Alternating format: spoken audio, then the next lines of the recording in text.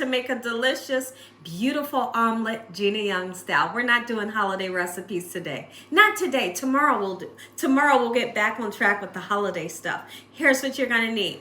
When I make a omelet, I will always use 3 eggs. 3 eggs is going to give you a nice size omelet that you can cut in half and share with 2 people. Okay, so now I have some American cheese. Yellow American cheese, to me, is the creamiest, dreamiest. It's going to melt very well. You're going to need some butter. I got some sweet cream butter. It can be salted or unsalted. And we have our 3 eggs. We're going to put some salami in that thing and some tomatoes. Make sure your hands are impeccably clean. Let's get started with this fun recipe, Gina Young style. Hope you're having a great day today, and if you're not, hopefully I can brighten up your day with this delicious omelet. Do you love an omelet?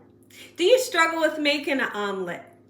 I'm going to show you in this video how simple it is to make an omelet. So many people ask me all the time how to make an omelet. So I make a ton of videos so you guys can see. So now we're going to get our eggs nice and cracked, and the key is to really whip in some good air into your eggs.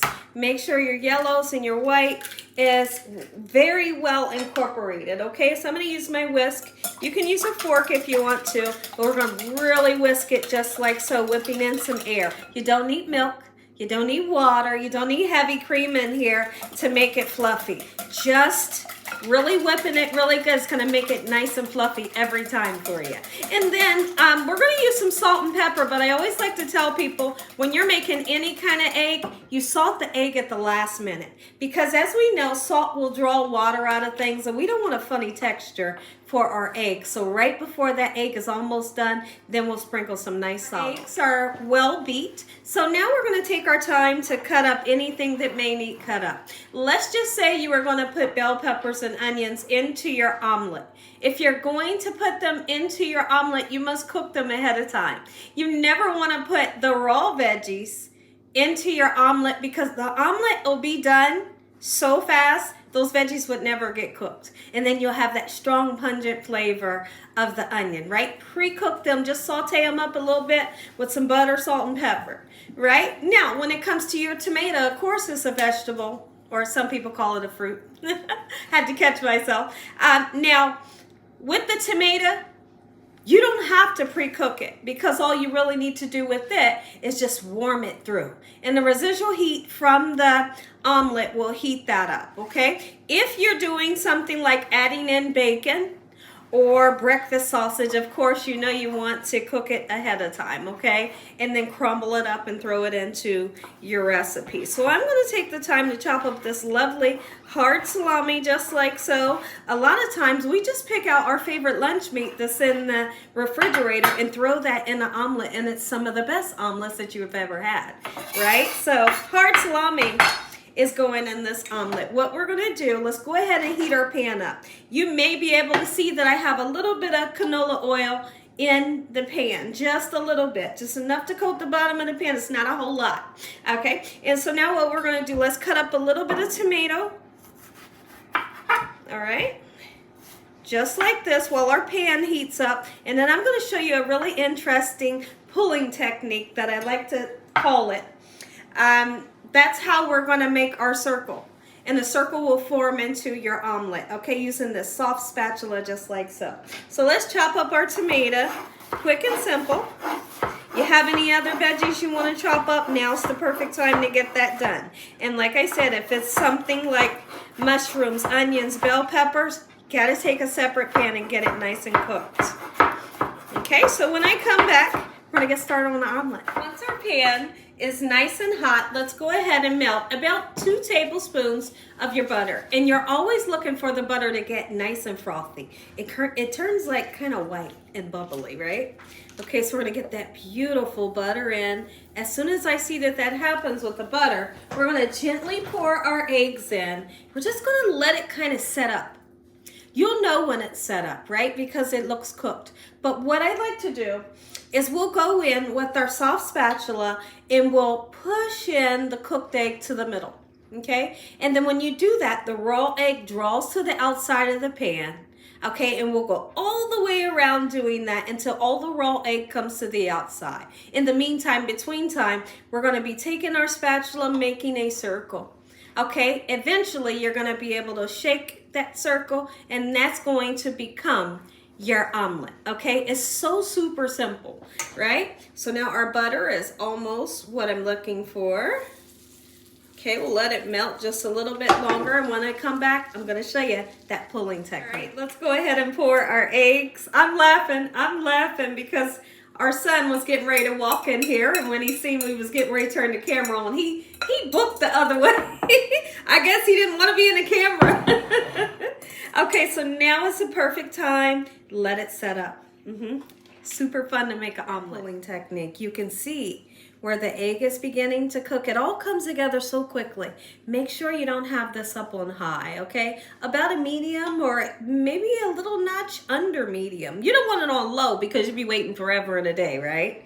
Absolutely you will. And like I said, if I didn't mention earlier, when I use 3 large eggs for an omelet, it makes for the biggest omelet. You can split that thing with you and somebody else, and that's how I always do it.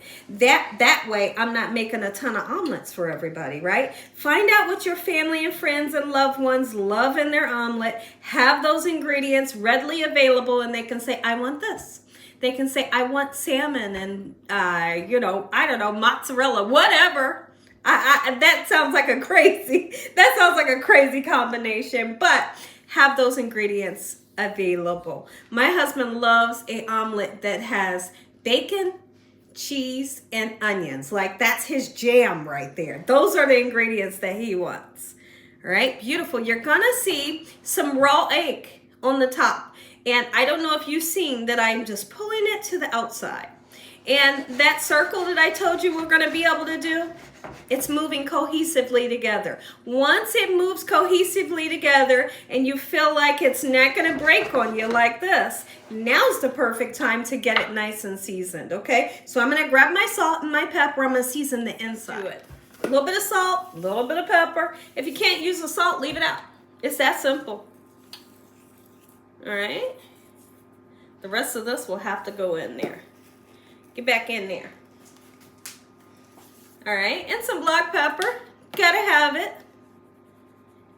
Put your ingredients in. If you have had to saute up some veggies, you're gonna go ahead and grab them, put them in. I love a cooked tomato.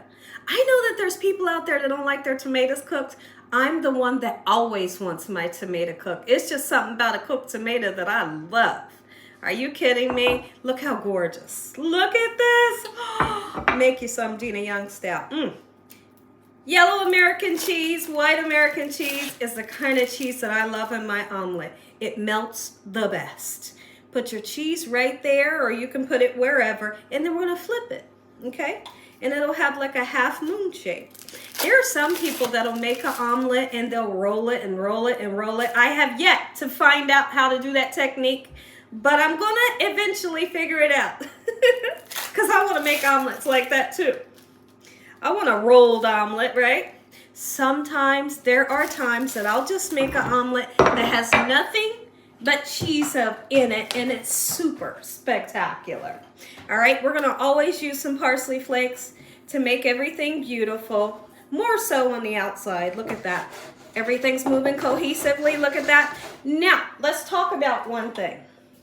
I will always use the 2 tablespoons of butter plus put some oil into the pan.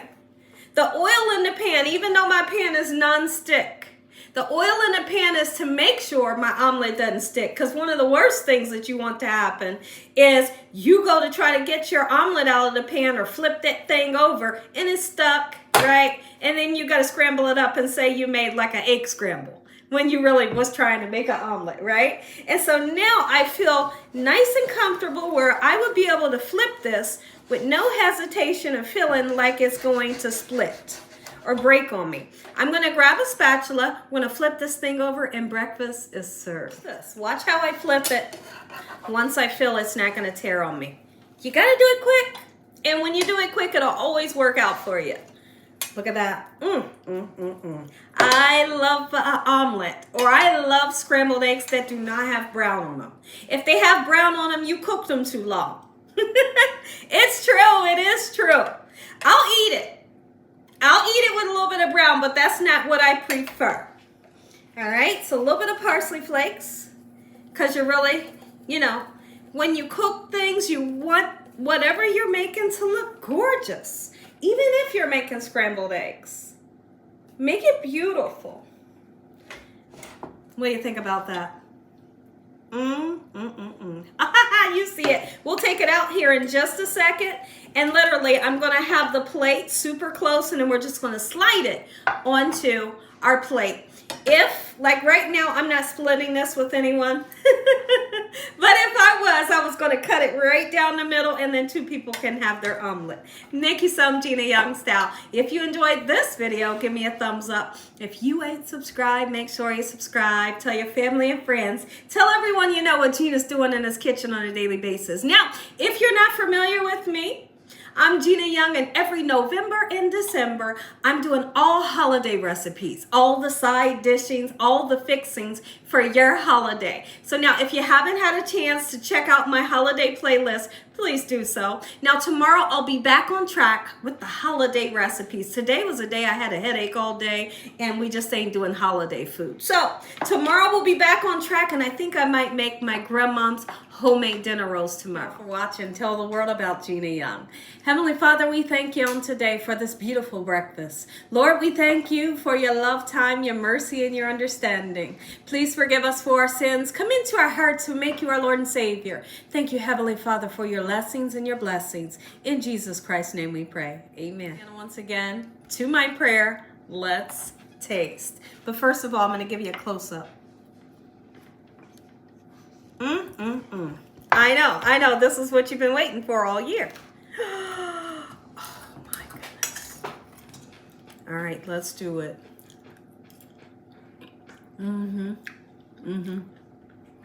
That's it. Omelets are easy. When you make them Gina Young style.